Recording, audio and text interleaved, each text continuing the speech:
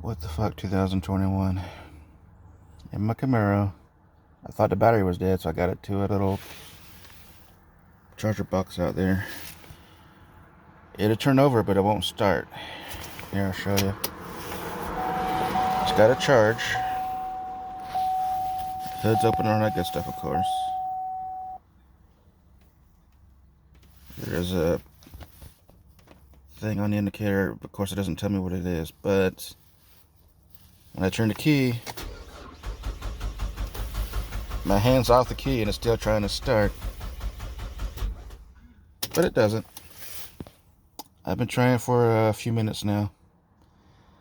Something's wrong with the Camaro. And of course, something's wrong with the Blazer. The Blazer's completely dead. It won't hold a charge at all. If I jump the battery, it just dies instantly. I'm pretty sure that one's the alternator on the Blazer. So I have two vehicles and neither one of them work.